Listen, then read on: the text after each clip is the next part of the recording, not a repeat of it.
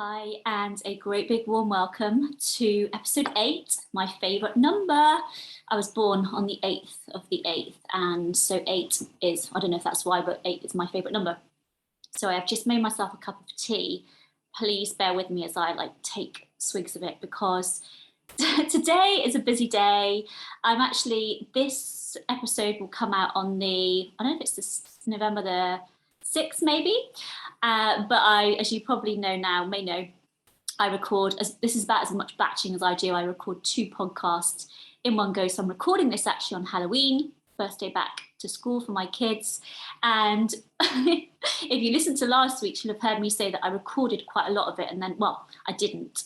I thought I was recording quite a lot of it. And then I got, 3/4 of the way through and realised I hadn't pressed record. So excuse me, that's me taking my swig of tea.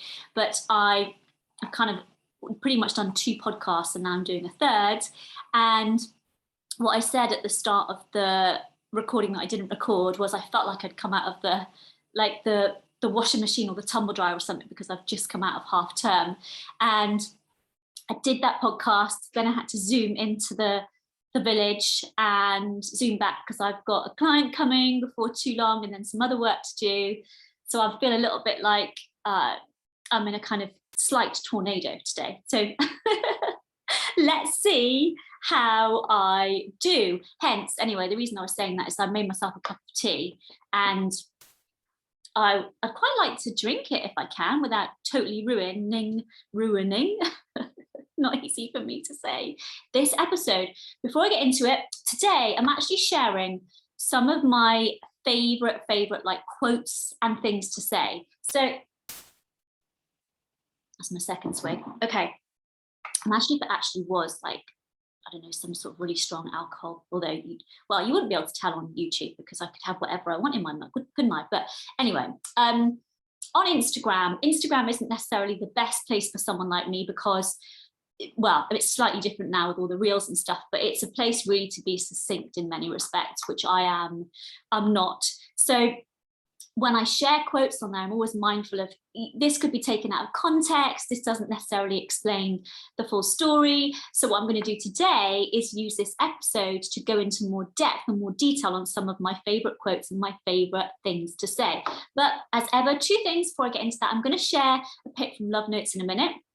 And I have 1 space left to work one-to-one in the next coming months. If you want to nab that space, please message me and we can have a chat about it.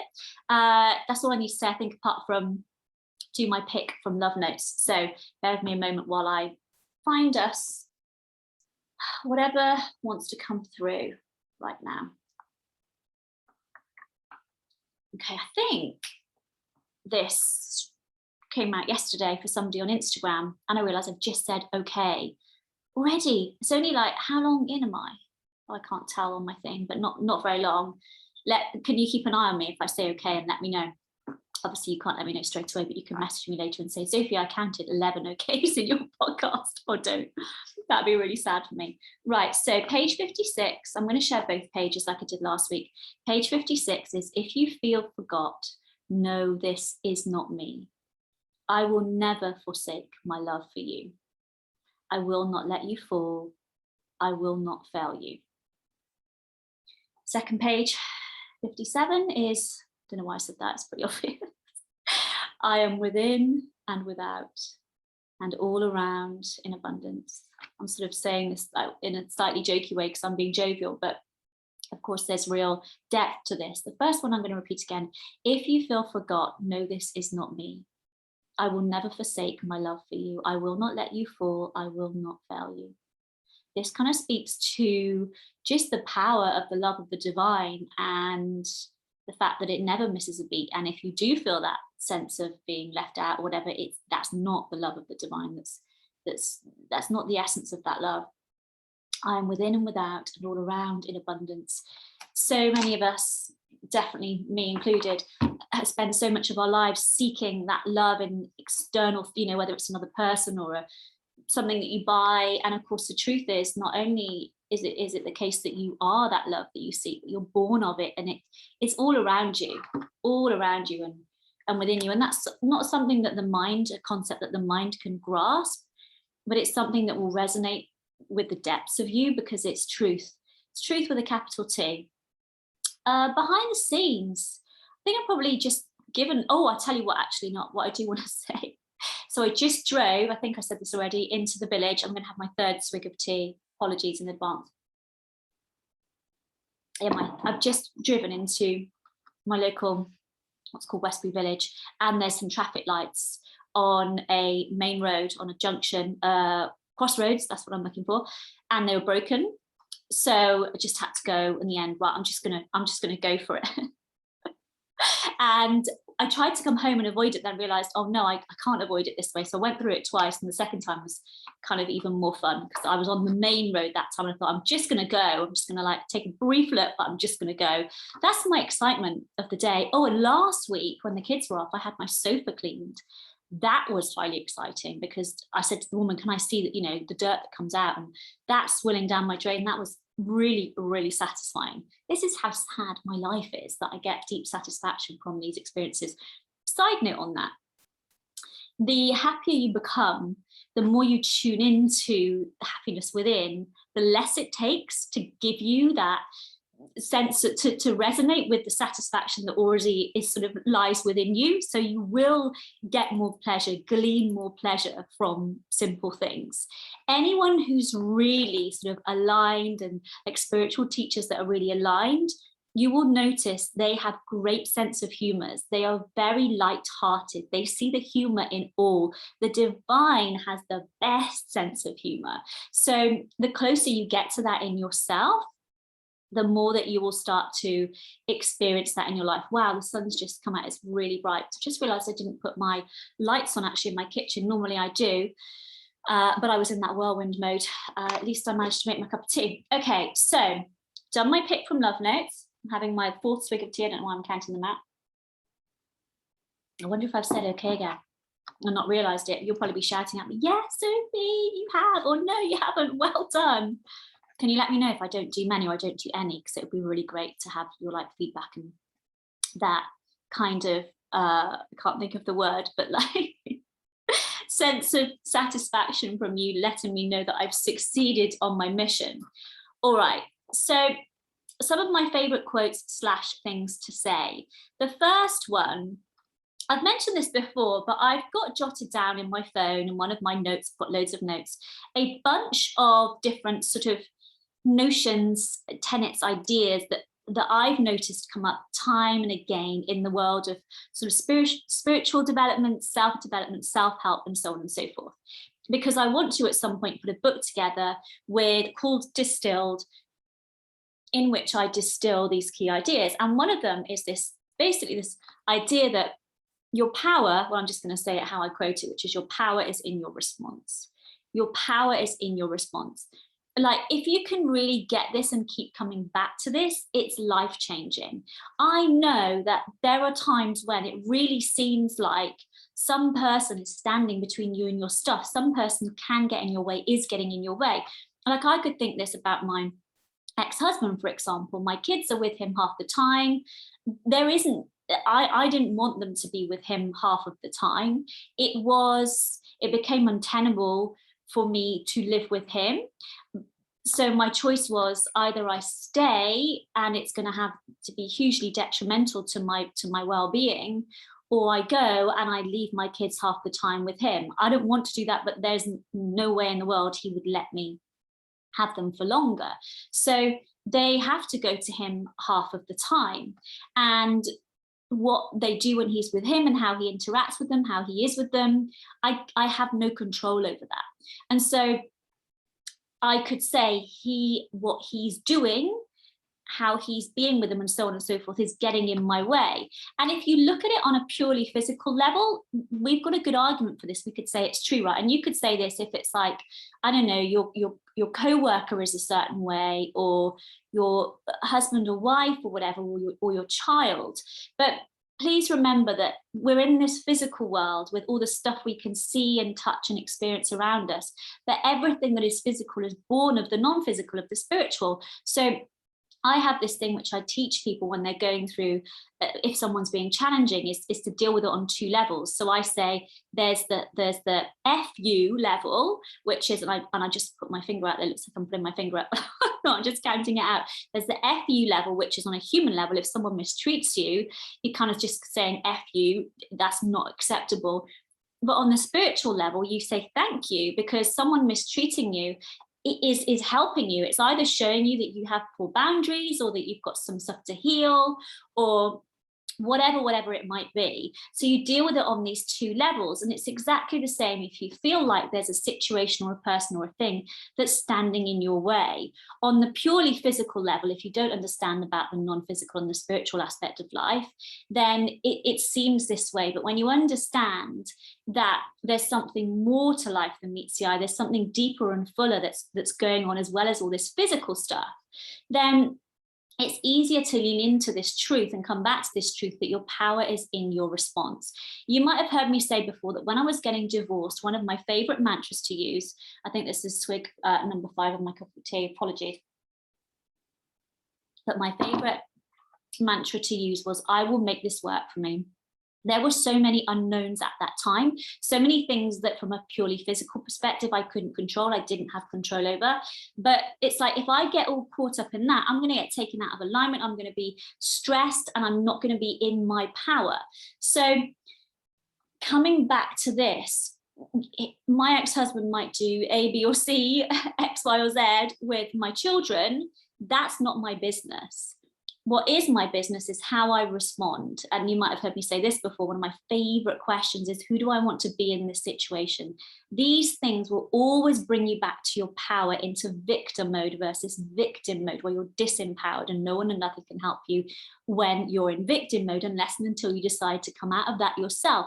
So it's this sentiment of, I will make this work for me, whatever it takes. It's this sentiment of asking the question, focusing on how you're showing up, who you're being in this situation, but reminding yourself your power is in your response.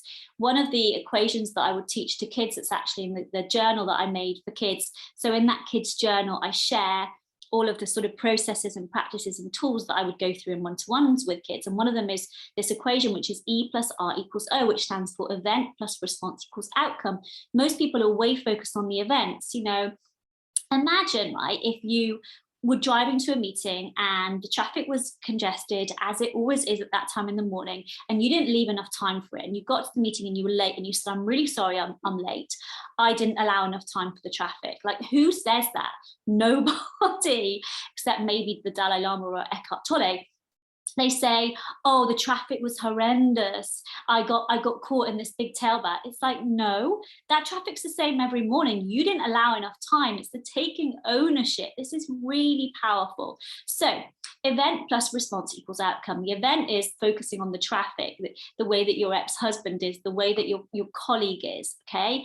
You disempower yourself when you focus on this. When you focus on your response, who you're being in that situation, then you have more control over the outcome. And when you shift and you keep growing and you keep taking ownership and responsibility on the inside, because of, I always have to think about this one, law of correspondence. Yeah, I got it right. As within, so without. When you shift on the inside, when you heal, when you keep showing up differently, what you get on the outside also shifts. And actually, it's just reminded me of one of my favorite quotes that I can't believe I didn't think of when I was prepping for this, which is Wayne Dyer's quote, how people treat you is their karma. How you respond is yours.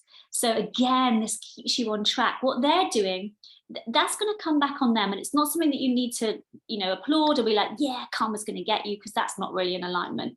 But it's just knowing that's not your business. If someone treats you in a certain way, yeah, you can assert yourself, you can leave, you can tell them it's not acceptable, but you don't need to reciprocate with sort of like behavior, because that's then going to come back on you. So somebody can treat you poorly and you can respond with grace, and their karma is going to deal with them and yours will deal with you. So it's like, what's that? Yeah, stay in your own lane. That's the thing that I feel called to say. Your power is in your response. So I can't remember this quote, I've talked about it before, but Viktor Frankl said, it's something along the lines of the last thing that can be taken from you, or that can't be taken from you, is the power that you have to decide how you respond to situations. And I talked about him in a previous podcast episode, can't remember which one, can't remember what I was talking about in it either, apart from that, but he was in a concentration camp,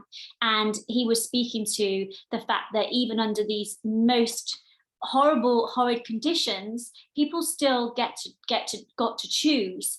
You know, if I have this morsel of food, do I share it with the person next to me, or do I keep it for myself?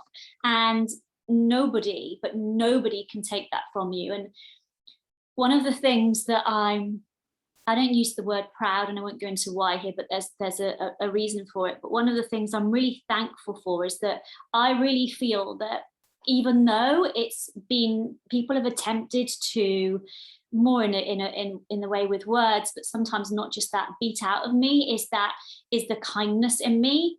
And I could have turned out to be a very hard-hearted person, and I have not, and I feel like that kindness in me, you can't extinguish that. And my daughter will often say to me, like, at the moment I'm not in the physical world in a financially strong position for reasons that I've gone into before, but I will very often give money to homeless people, and she's like, she obviously sees that and says, even when you're skint, mama, you'll still do that. And she also says, and you still buy clothes, which is also true, but a separate issue.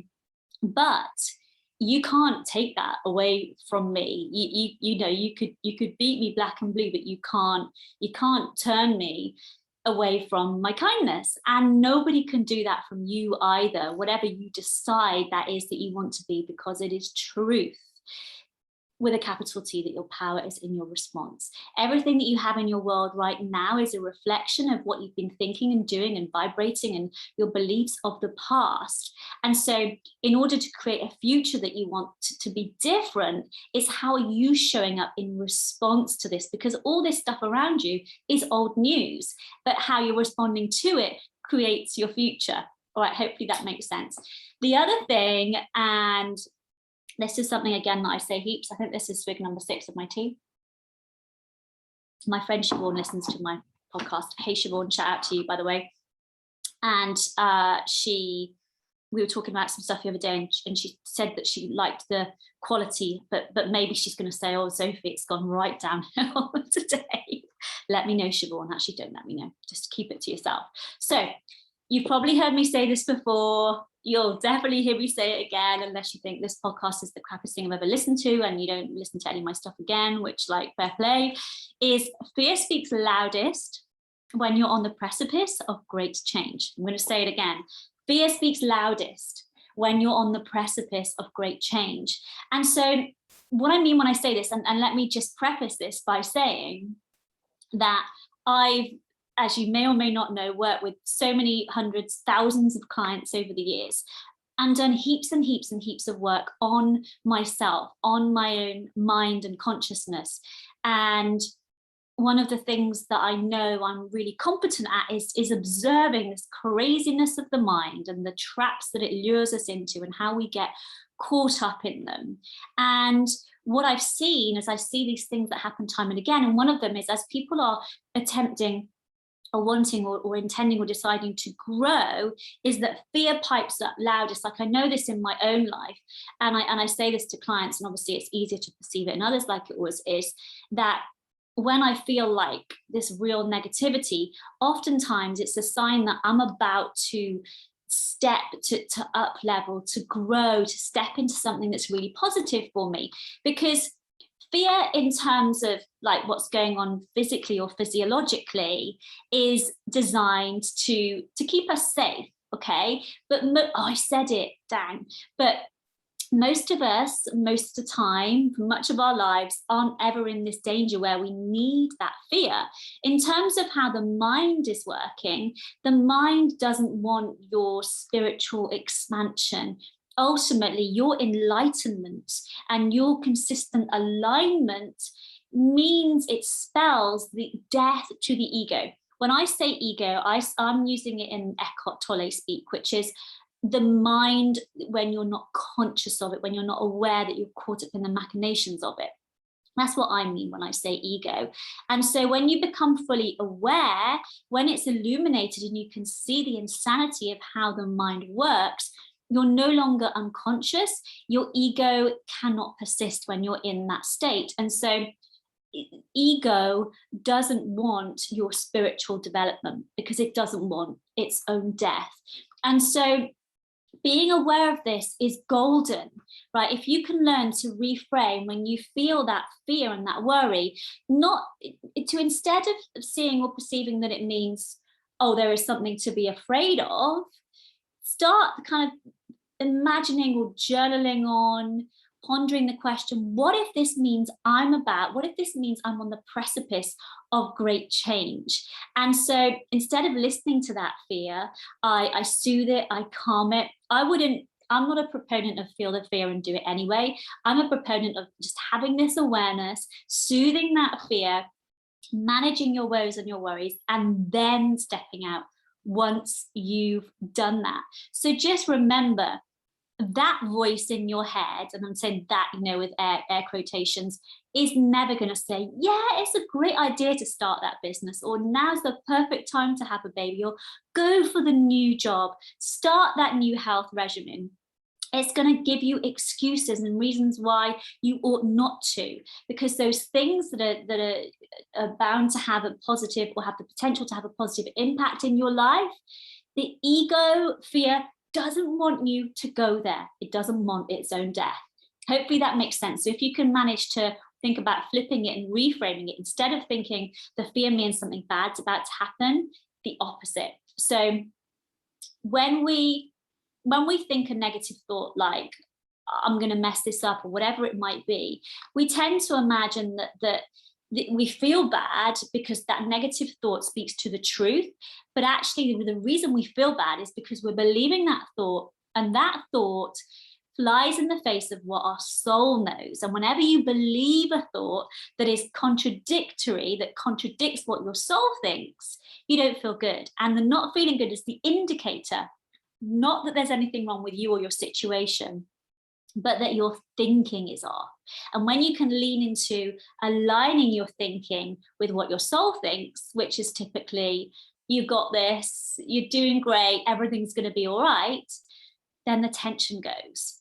Hopefully that makes sense. Now, if you have done Manifesting Miracles with me, and I've mentioned that I'm not going to do another one before the end of 2022, but I'm going to do one at the start of 2023. If you want to be in on that, it will be an online one. I think it's Manifesting Miracles 7 actually, and I'm going to get myself into the best space for it, and I can't wait to just get refreshed and ready for that. But if you want to get on the wait list, please message me. I adore teaching this content. I've had a few people do it twice, one person do it 3 times. It's energetically just so powerful. I know that my thing in life is that I have this capacity to be like a lucky charm for people, and I can really rub off all that lucky charmness, particularly in Manifesting Miracles. Anyway, I'm going off track as is typical for me. But if you've done Manifesting Miracles, you will know this. You'll have heard me say this many, many times, and you're probably saying it already. So it's alignment trumps everything. Alignment trumps everything. That's probably going to be like, actually, I've got you can see if you're watching on YouTube, it says alignment. That's my tattoo on my clavicle. And the reason I have that is because I'm so into this. So what do I mean when I say this, when I say alignment trumps everything? Here's the thing, alignment first and foremost in its sort of most succinct form, that's one of my cats running in, hopefully they're not doing anything dodgy, it could be if it's Laffy, is basically you being kind of tuned in, aligned with your soul, your higher self, however you think of it. So at any moment in time, you can be in alignment with it or out of alignment with it. So your soul perspective is always the highest, most positive, wisest, bestest perspective. And so the more in alignment you are with it, the more that you have clarity and access to the solutions and the answers and so on and so forth that you need to live your life in the most sort of boss-like manner. So alignment trumps everything means, talked about this before, but everything in this physical world is made of atoms, and every atom is more than 99.9% empty space. That empty space is the energy component of this universe that we live in. Obviously 99.9 is way more vast than 0.001 or whatever the other part is. That's the physical part. And so everything that you desire already exists in vibrational form, in an energetic form. This stuff is like, our minds can't compute it. Doesn't make it any less true. It just means it's beyond the capacity of the mind to comprehend.